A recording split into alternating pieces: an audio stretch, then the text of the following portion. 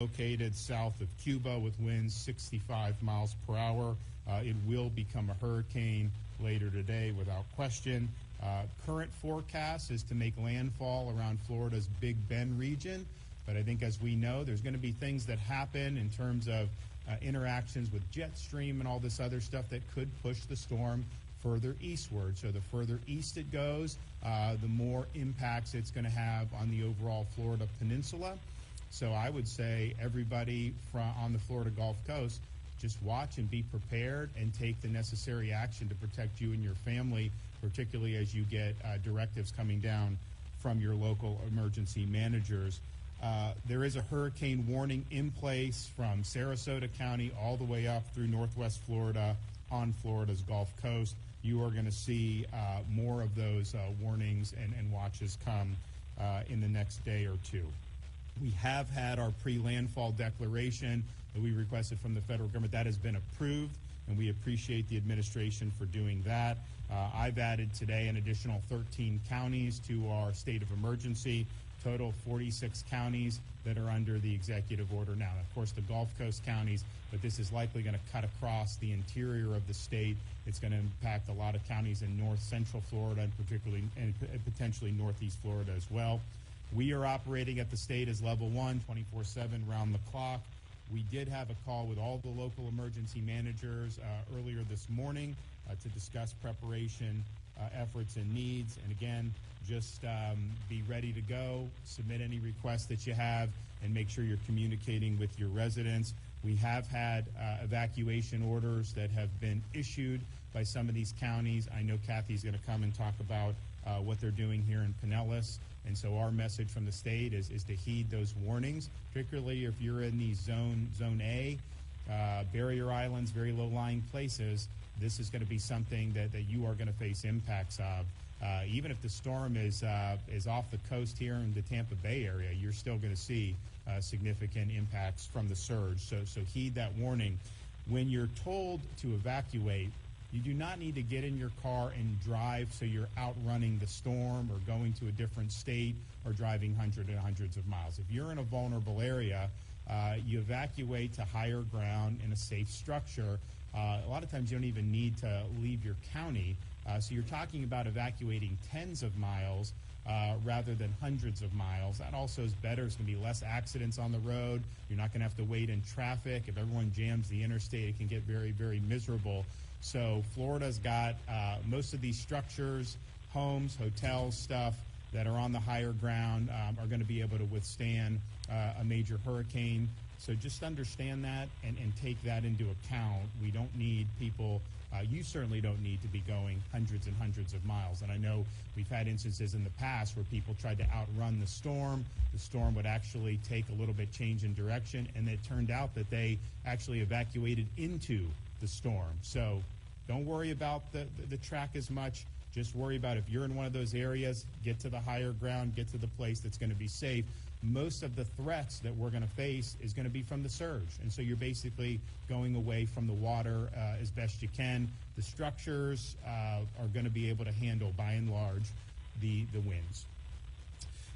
We do have a lot of fuel that is stationed. It's on the way. It's going to be pre-staged, 200,000 gallons of fuel. We had a good fuel response with Hurricane Ian. A lot of the gas stations got up pretty quickly. There may not end up being major interruptions in fuel supply, but there may be, and so we want to make sure that we have that available. So that will be available as needed once the storm passes. We have 7 urban search and rescue teams ready to deploy to the impacted area. Of course, things like water and MREs and all that, tarps, all that stuff will be staged, will be ready to go. So just please remain vigilant and please follow orders from your local emergency management personnel. We'll have a total of 5,500 National Guard by the end of today that will be mobilized. They've got a lot of assets at their disposal, and they stand by ready to help with the post-storm mission. FDLE and Florida Highway Patrol are working 24/7 shifts, and that's hundreds of additional personnel that will be assisting in the storm aftermath. We do have the Starlink internet that we used a lot after Hurricane Ian, so we have 650 of those Starlinks that are ready to deploy in the impacted areas. And we want to get those to people as soon as we can once the storm passes, and we will do that.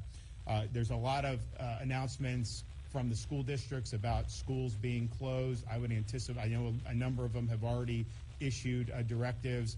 Just listen to your local school district, but I would anticipate you're going to see a lot of school closures along Florida's Gulf Coast over the next couple days. So parents, please pay attention to that and please make the necessary arrangements. We are ready to surge resources once the storm passes. It's really important that anybody who's in need of rescue, that we were going to have people there. Hopefully not a lot of people. Hopefully they heed the warnings and they don't end up in harm's way, but we're going to have people ready to be able to effectuate rescues. We also, in terms of this gas, Wilton Simpson, our ag commissioner, was with us this morning. There was a cross-contamination of diesel fuel into regular fuel at the Port of Tampa, and so that got distributed to some gas stations. So this was something that was identified over the weekend. We weren't sure, the Department of Agriculture wasn't necessarily sure how many initially stations that this impacted. Turns out it's about 29 stations, and so those have been identified. They're taking remedial action. People who use gas on that, just beware, you may have ended up having a cross-contamination. Maybe it's just a little diesel and it get diluted, but if it was all diesel, that's going to cause a problem. So check that out for those stations. We don't think this is going to end up being a major impact on the fuel supply, though. There's already been some of the stations have already had remediation. Others are going to be remediated today and through tomorrow. So that likely isn't going to be a reason. If there somehow is a fuel interruption, it'll likely be for other reasons other than that. Evacuation. So Rosen Hotels has activated its Florida resident distress rates.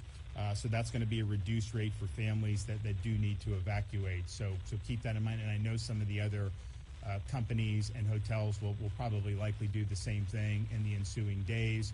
And again, you don't need to go to Alabama or Georgia or Tennessee. You can go somewhere within the state, even within your own county, and be all good. Generators. As you prepare for the storm and you prepare to lose power, using a generator is a great way to be able to restore connectivity, but you got to use it properly. You have to keep it outdoors. You can't run it in your garage. You can't run it inside your house. It needs to be at least 20 feet away from windows and doors, and the exhaust has to be pointed away from your home. We've had in the past generator misuse, and that could be fatal when that happens, when that carbon monoxide starts circulating in your home and you breathe it in. So please use the generators appropriately, keep them out of your house, keep that exhaust pointed away from any doors and windows. I am going to be, after this briefing, heading to Levy County to meet with officials there and discuss their preparation efforts. We'd ask all Floridians monitor the weather, monitor the updates, listen to your local officials. You can go to floridadisaster.org/get-a-plan if you have any questions about what you need over these next few days. But now is the time to put your plan in place. You do have time today and throughout most of tomorrow to make arrangements, whether it's an evacuation or whether it's other things. As we start to get into Tuesday evening, you are going to start to see the impacts of this, and we expect a landfall sometime on Wednesday. With that, I'm going to invite up Kevin Guthrie. We'll also hear from Kathy Perkins and our Attorney General, Ashley Moody. Kevin? All right, thank you, Governor. Thank you for your leadership and your continued support for the division. As the Governor has said, we have plenty of water MREs, specialized equipment liaisons, water rescue teams, shelter nurses, and other resources, including the Florida National Guard, to help respond to this particular disaster. We need you to take time now ahead of landfall to evaluate your capabilities. When I say your capabilities, I'm talking about you, the homeowner, you, the business owner. What are your capabilities? And let us know at the emergency management agencies at the local level and at the state level if you need assistance. This morning, the State Emergency Operations Center obviously activated level 1, as the Governor has mentioned. We have heard the update on the position. I think the one thing that I would say and reiterate that the Governor said is Wednesday morning at about 1 a.m., 2 a.m. in the morning, you're going to have a Cat 3 hurricane sitting about 70 miles off the coast of Pinellas County. That is going to cause storm surge. That is going to cause life-threatening storm surge into the Bay Area. So please heed the warnings and the evacuation orders that Kathy Perkins, the Emergency Management Director here in Pinellas County, is going to issue. That will come from her. That will not come from the governor. That will not come from me. So please pay attention to what the local emergency managers in this media market are saying. And if they ask you to evacuate, then please do so. To the governor's point, again, we are looking for you to evacuate tens of miles. Obviously, Rosen Hotels are over in Orlando. That's about 50, 60 miles across I-4. That would be an excellent place if you can financially afford it. If you cannot, Kathy will talk about shelters. Head to a shelter. Head to a friend and family. But we will lose power. People need to know that. And if you're power dependent, you depend on the power, you must get to some location that can provide you power. Special needs. If you are a special needs individual, you have not registered yet, you can always go to floridadisaster.org/SNS. That's SNR Special Needs Registration, and you can sign up, and we will forward that information to the county level. So please, the time is now. You heard the governor talk about acting. It is now time to put your plan into action. Please make sure you're doing that. Make sure you have enough food and water for the next 7 days. We will work diligently with the county to get food, water, fuel, power restored. Melissa is obviously here with Duke Energy. She told me that they have already 4,500 resources staged and ready to go. And again, those independent-owned utilities will continue to raise their numbers over the next several days to where we get to tens of thousands.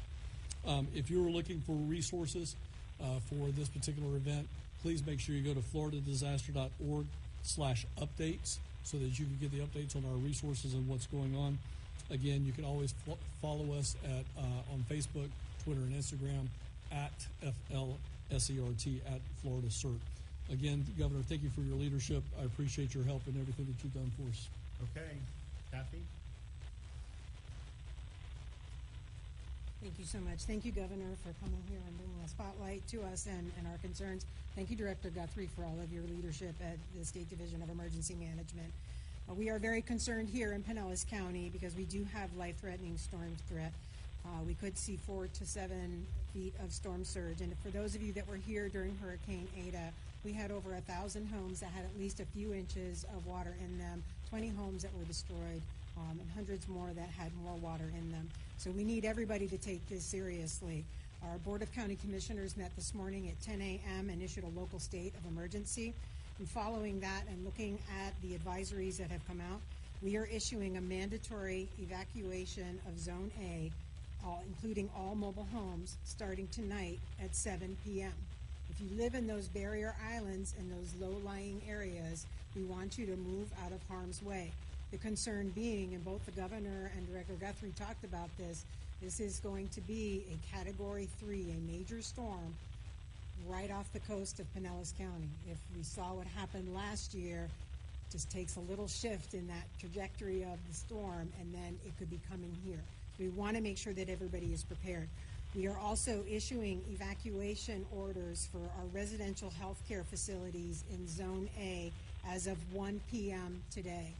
These folks serve our most vulnerable residents, and we want to make sure that they are moving out of harm's way. We are encouraging our residential health care facilities and anyone evacuating to move beyond Zone B. Out of abundance of caution, if that storm continues to come towards us or we see increased levels of storm surge, we only want people to have to move once. Again, we have a lot of inland areas, a lot of hotels, friends and family that you can stay with here locally. We will open a special needs shelter as of 7 p.m. tonight at John Hopkins Middle School for anyone that can transport themselves on our special needs registry. As Director Guthrie mentioned, if you are not on the registry and you do need assistance, you can actually call our County Information Center line at 727-464-4333. We notified our special needs residents that are electric dependent in mobile homes, zones A and B, that we will be starting evacuation transportation for them tomorrow. We will take them to the special needs shelters that have the backup generators and staff to be able to assist them. Again, if you can stay with family or friends, please do so. Please check on your elderly neighbors or neighbors that might need assistance just to make sure that they are prepared as well. If you can, include them in your hurricane planning. The National Hurricane Center does expect this storm to continue to intensify. The latest advisory that we heard from the National Weather Service is that our barrier islands could experience gusts of up to 115 miles per hour. So we want everybody to take this seriously. We will be evacuating about 338,000 people are currently under that evacuation order. We want you to stay informed. You can sign up for Alert Pinellas. You can download the Ready Pinellas app, and you can also go to our website at disaster.pinellas.gov. You can check your zone and find out if you're in the zone and you may need to evacuate.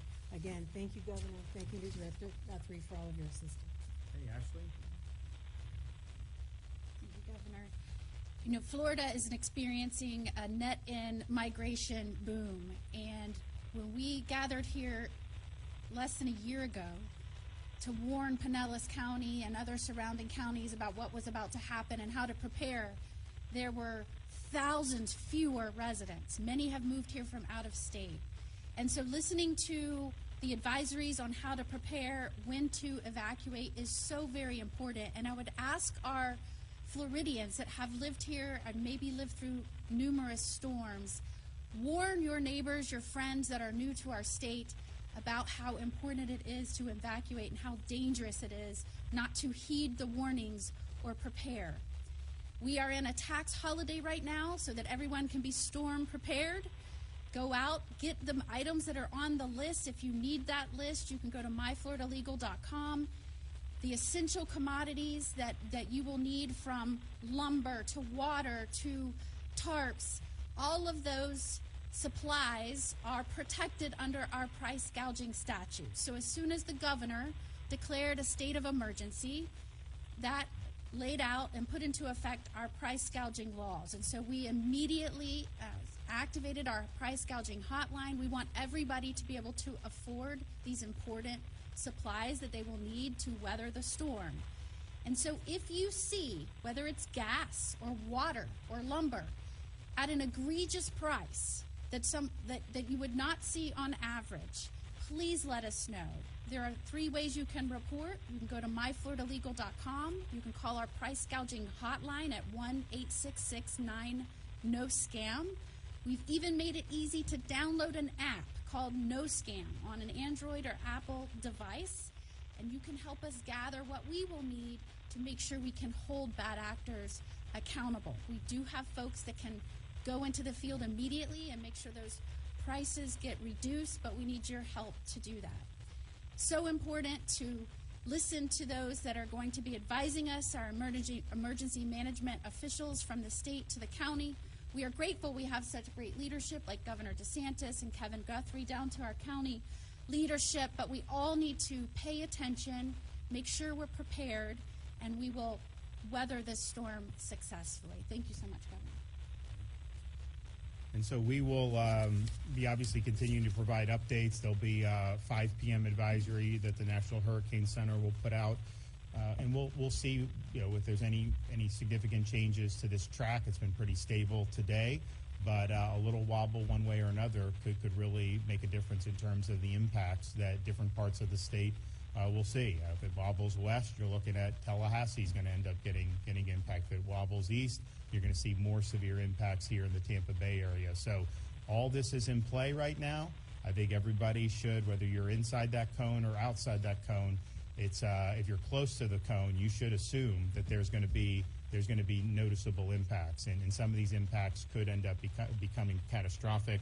This was a storm that most people at the end of last week were thinking would maybe end up a tropical storm or maybe a Category 1. Almost every time they've updated this over the last couple of days, they've said it's going to get stronger. So buckle up for this one. It's going to be a major hurricane, and we want everybody to make the best decisions they can for themselves and their families. And we're going to be here on the back end to do what we do in terms of the power and the restoration and everything like that. So do what you got to do. You still have time. You still have time today. You have time for most of tomorrow. But as we get into tomorrow evening, I think this is scheduled to be off the coast of Tampa Bay sometime in the wee hours of Wednesday. So that's going to be felt. That's going to be some hazardous conditions at that point. Okay. Do we have any questions? Yes.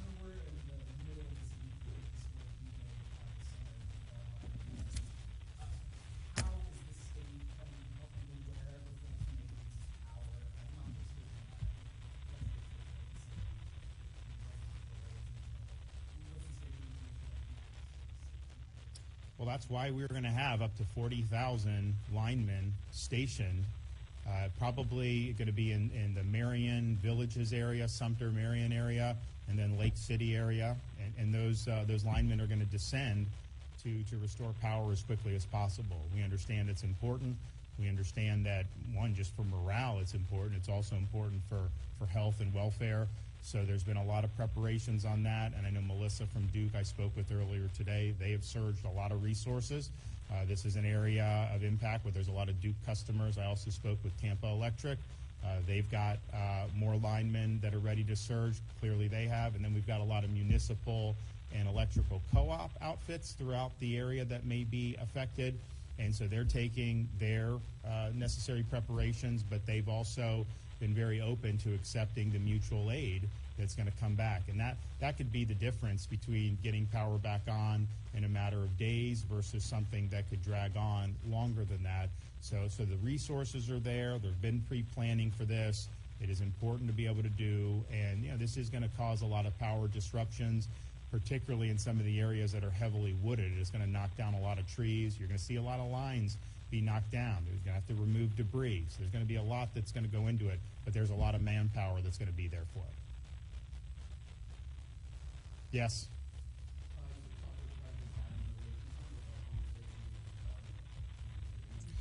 So he said that they were supporting our pre-landfall declaration and they stand by ready to assist with anything that we need. And I think that by and large, most of the counties are clicking ahead. We have gotten some requests from the state. I think we're going to be able to fulfill that. And so the question will be on the back end, are there things that we can do?